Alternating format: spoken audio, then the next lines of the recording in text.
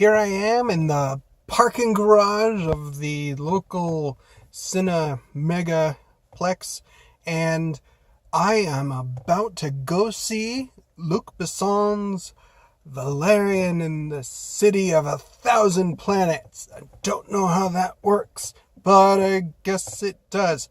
I'd say French director and writer Luc Besson, based off a French comic book.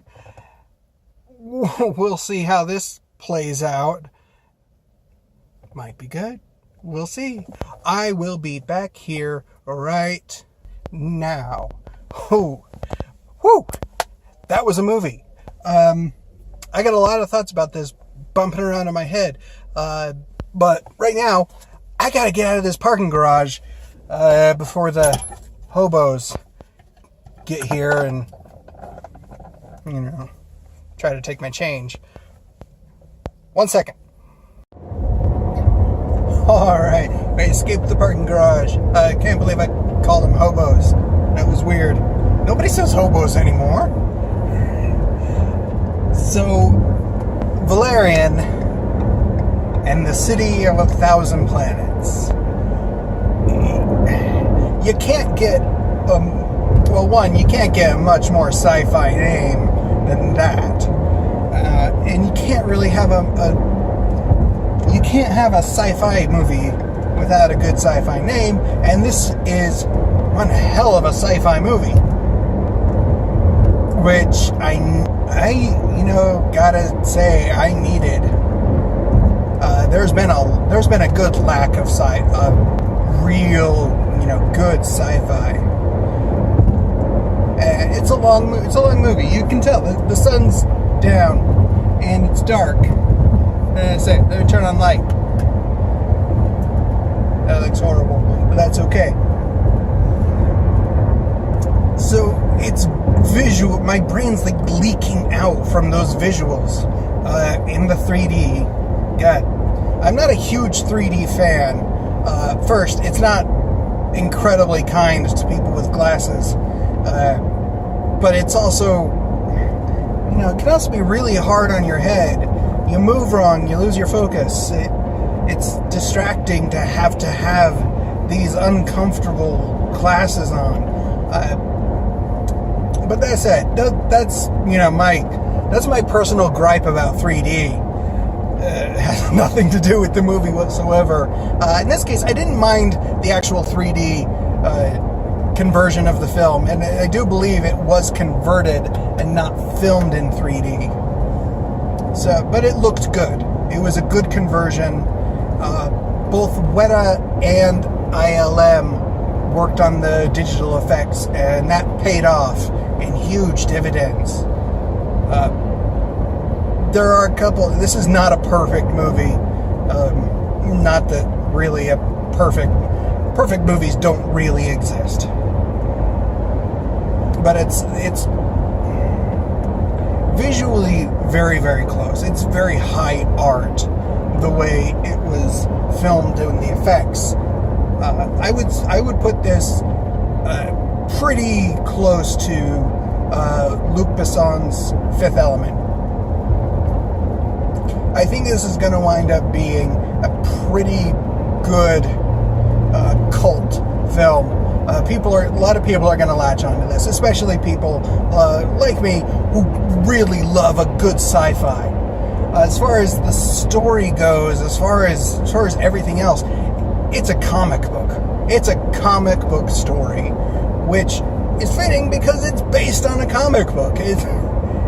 So it's an adaptation of a comic book by, I don't think it's the same name. It's close, but I can't look it up right now because I'm driving.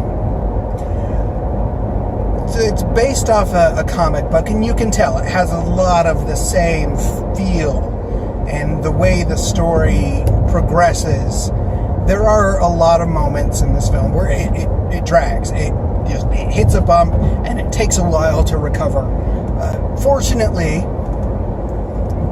all those moments that it hits that bump and hits that wall, you've got some incredible visuals. I was stunned by how beautiful this film looked.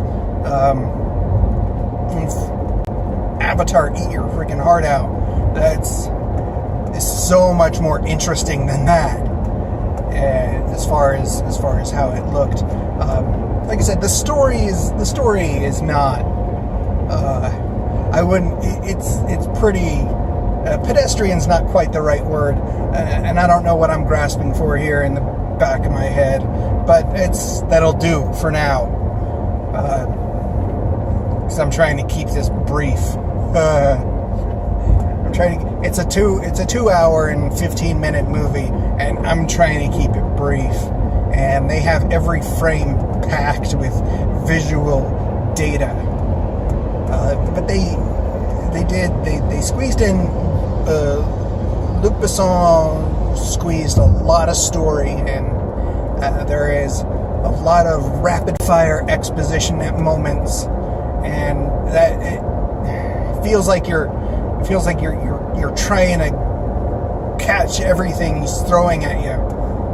And I'm sure I missed quite a few things. Fortunately, I'm not gonna mind watching this one again. I'll probably watch this one. I'll probably buy it when it comes out on Blu-ray, and I'll watch this frequently.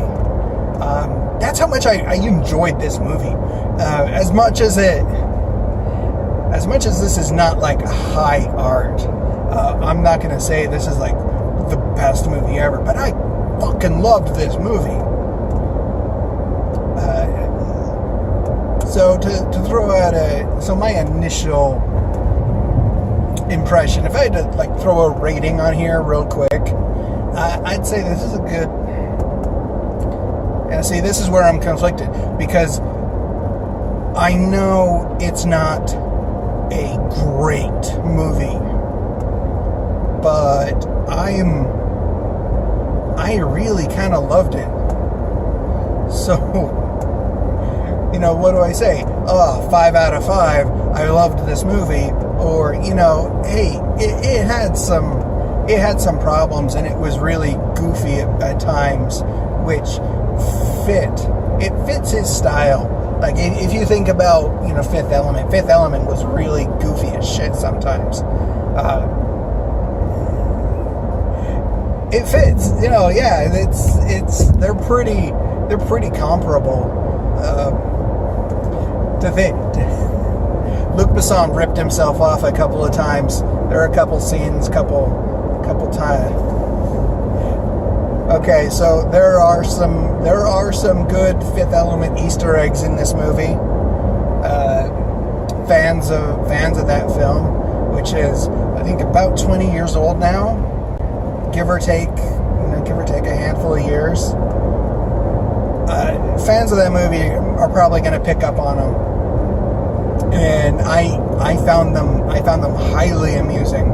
That's why I'm kind of laughing to myself alone in the car as I'm talking to myself.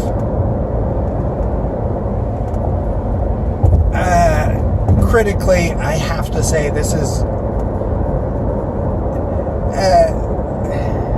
somewhere between 3.5 out of 5 to 4. I'm gonna go ahead and lean towards 4 out of 5, just because visually speaking, this is so impressive. The film's worth it for the Rihanna scene alone, and I don't know if I ever thought in my wildest dreams that I would say I was floored by a Rihanna performance in a movie. But goddamn, that was some impressive work she did. I'm impressed. I just,